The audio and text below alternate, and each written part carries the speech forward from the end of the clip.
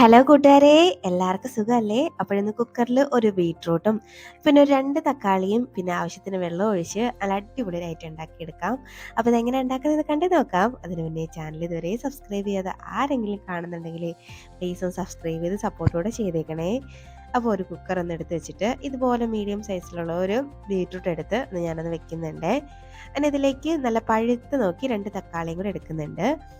ഇനി ഇതിലേക്ക് ആവശ്യത്തിന് ഇത് വേവാനും പാകത്തിന് വെള്ളവും കൂടി ചേർത്ത് കൊടുക്കാം. ഞാനൊരു 2.5 കപ്പോളം വെള്ളം ചേർക്കുന്നുണ്ട്. ഇനി നമുക്ക് ഈ കുക്കറൊക്കെ ഒന്ന് മൂടി വെച്ചിട്ട് ഇത് നല്ലപോലെ ഒന്ന് വെന്ത് വരണം. ഒരു 3 വിസിലൊക്കെ കേൾക്കുമ്പോഴേക്കും നന്നായിട്ട് വെന്ത് കിട്ടും. അപ്പോൾ നമുക്കിതൊന്ന് അടുപ്പത്തേക്ക് മാറ്റാം. ആ സമയം കൊണ്ടേ ചെറിയൊരു കൂട്ടൊന്ന് റെഡിയാക്കണം. അതിന് വേണ്ടി ഒരു മിക്സിയുടെ ജാറൊന്ന് എടുത്ത് വെച്ചിട്ടേ അതിലേക്കൊരു 10-12ഓളം വെളുത്തുള്ളി അല്ലി ചേർത്ത് കൊടുക്കുന്നുണ്ട്.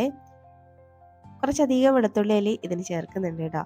ഇനി ഇതിലേക്ക് ചേർത്ത് കൊടുക്കുന്നത് നമ്മുടെ വറ്റൽമുളകുണ്ടല്ലോ, ഒരു 2 എണ്ണം എടുത്തിട്ടുണ്ട്. അപ്പോൾ അത് ചേർത്ത് കൊടുക്കാം. ഇനി ഇതിലേക്ക് 1 ടേബിൾ സ്പൂണോളം കുരുമുളകാണ് ചേർത്ത് കൊടുക്കുന്നത്. അപ്പോൾ അതും കൂടെ ചേർക്കാം. ഇതിലേക്ക് 1 ടീസ്പൂണൊക്കെ ചെറിയ ജീരകം ഉണ്ടല്ലോ, അതും കൂടെ അങ്ങോട്ട് ഇട്ട് കൊടുക്കുന്നുണ്ട്. അപ്പോൾ ഇത് മിക്സിയുടെ ജാറിൽ ഇങ്ങനെ ചതയ്ക്കുന്നതിന് പകരം നമ്മൾക്ക് ഇടികല്ലിലും ചതച്ചെടുക്കാം കേട്ടോ. അപ്പോൾ അതാണ്ട് ഇതുപോലെ ഒന്ന് ചതച്ചെടുത്തിട്ട് മാറ്റി വെക്കാം. ഇനി ഒരു ബൗളൊന്ന് എടുത്ത് വെച്ചിട്ട് അതിലേക്ക് അത്യാവശ്യം വലിയൊരു പീസ് തന്നെ പുളി ചേർക്കുന്നുണ്ട്. ഇനി ഇതിലേക്ക് കുറച്ച് വെള്ളം കൂടെ ചേർക്കുന്നുണ്ട്. ഒരു 1.5 കപ്പോളം വെള്ളം കൂടെ ഒന്ന് ചേർത്ത് കൊടുക്കുന്നുണ്ട്.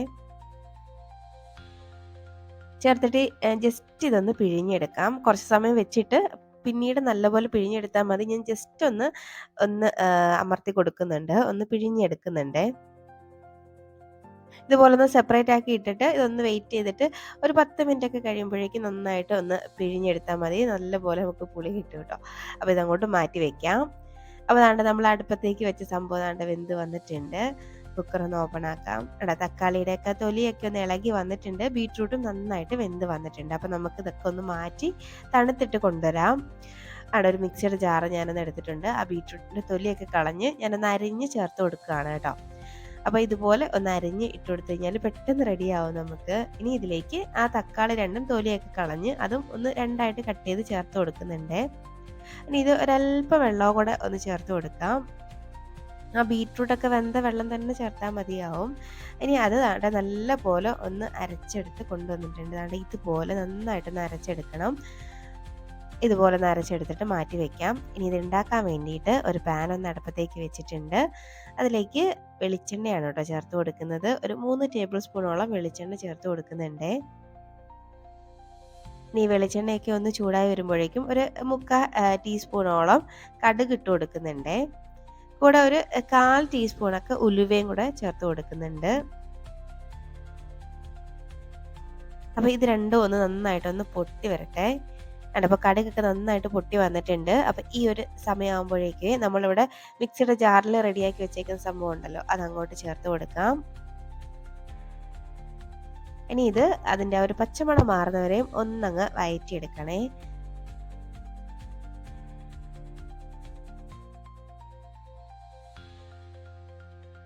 ഇപ്പൊ തന്നെ നല്ലൊരു മണം അങ്ങോട്ട് വന്നു തുടങ്ങും കേട്ടോ. നല്ല പോലെ ഒന്ന് വഴറ്റിയെടുക്കാം.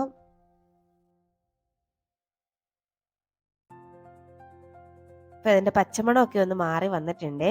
അപ്പോൾ ഇതുവരെയൊക്കെ ഒന്ന് വഴറ്റിയെടുത്താൽ മതിയാവും. ഇനി ഇതിലേക്ക് ചേർത്ത് കൊടുക്കുന്നത് ഒരു 1.5 ടീസ്പൂണൊക്കെ സാമ്പാർ പൗഡർ ഉണ്ടല്ലോ, അതങ്ങോട്ട് ചേർത്ത് കൊടുക്കാം. ഇപ്പം ഏകദേശം മനസ്സിലായിട്ടുണ്ടാവുമല്ലേ എന്താ ഞാൻ ഉണ്ടാക്കുന്നതെന്ന്. ഞാൻ ബീട്രൂട്ട് രസമാണ് കേട്ടോ ഉണ്ടാക്കുന്നത്. അപ്പോൾ ഈ രസം ഉണ്ടാക്കുമ്പോഴേ സാമ്പാർ പൗഡർ ചേർത്ത് ഉണ്ടാക്കി നോക്കൂ, നല്ല ടേസ്റ്റാണ് കേട്ടോ. അപ്പോൾ ഇനി ഇതിലേക്ക് ഒരു 1/4 ടീസ്പൂണൊക്കെ നമ്മുടെ കായപ്പൊടി ഉണ്ടല്ലോ, അതും കൂടെ ചേർത്തിട്ട് നല്ല പോലെ ഒന്നും കൂടെ അങ്ങ് മിക്സാക്കി എടുക്കാം. പൊടിയൊക്കെ ഒന്ന് ചൂടാക്കി എടുക്കാം. ഇതുപോലെ ഒന്ന് മിക്സാക്കി എടുത്തിട്ട് ഇനി നമ്മൾ നേരത്തെ അരച്ച് വെച്ചേക്കുന്ന ബീട്രൂട്ടിൻ്റെ തക്കാളിയുടെ മിക്സ് ഉണ്ടല്ലോ, അത് ചേർത്ത് കൊടുക്കാം. നല്ലൊരു കളറാണ് കേട്ടോ, നല്ല അടിപൊളിയല്ലേ കാണാനായിട്ട്. ഇനി ഇതിലേക്ക് ആ മിക്സിയുടെ ജാറ് കഴുകി കുറച്ച് വെള്ളം കൂടെ ചേർത്ത് കൊടുക്കുന്നുണ്ട്. കൂടെ നമ്മളിവിടെ റെഡിയാക്കി വെച്ചേക്കുന്ന പുളിവെള്ളം ഞാൻ കുറച്ചും കൂടെ കഴിഞ്ഞപ്പോൾ ഒന്ന് പിഴിഞ്ഞെടുത്തിട്ടുണ്ടായിരുന്നു. എന്നിട്ട് അതിലെ കൊന്തൊക്കെ ഒന്ന് മാറ്റി കളഞ്ഞിട്ട് വെള്ളം മാത്രം ചേർത്തിട്ടുണ്ട്. നല്ല പോലെ ഒന്ന് മിക്സാക്കി കൊടുക്കാം. അപ്പോൾ ദാണ്ടെ നന്നായിട്ട് ഞാനൊന്ന് മിക്സ് ആക്കിയിട്ടുണ്ട്.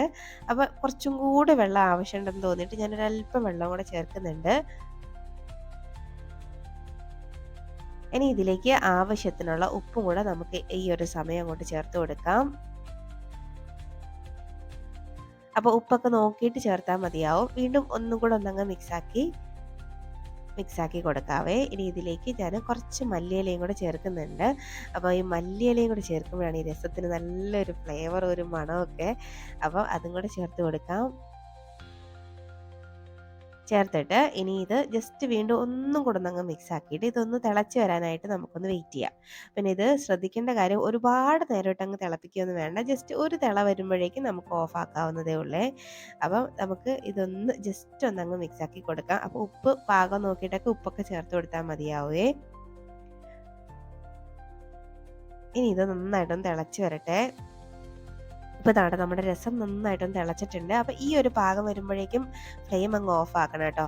ഒരുപാട് നേരമായിട്ട് തിളപ്പിക്കരുത്. അപ്പോൾ ഒരൊറ്റ തിള വരുമ്പോഴേക്കും ഫ്ലെയിം ഓഫ് ആക്കാം. നല്ല ടേസ്റ്റി ആയിട്ടുള്ള അടിപൊളി ഒരു ഹെൽത്തി ആയിട്ടുള്ള ഒരു രസമാണ് കേട്ടോ ബീറ്റ്റൂട്ട് രസം.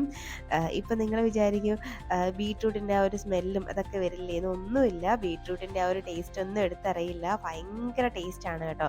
നമ്മൾ സാധാരണ രസം ഉണ്ടാക്കുന്നതിലും നല്ല ടേസ്റ്റി ആയിട്ടുള്ള ഒരു രസമാണ്. കുട്ടികൾക്കൊക്കെ ബീറ്റ്റൂട്ട് കഴിക്കാത്ത കുട്ടികൾക്കൊക്കെ ഉണ്ടാക്കി കൊടുക്കാൻ പറ്റിയ ഐറ്റമാണ്. എന്തായാലും ട്രൈ ആക്കി നോക്കിയിട്ട് അഭിപ്രായം പറയാൻ മറക്കരുത്. അതുപോലെ വീഡിയോ ഇഷ്ടമാവുകയാണെങ്കിൽ ലൈക്ക് ചെയ്യാനും മറക്കരുത് കേട്ടോ. ഇനി ഒരു റെസിപ്പിയുമായിട്ട് വീണ്ടും കാണാം. അതുവരേക്കും ബൈ. Thanks for watching.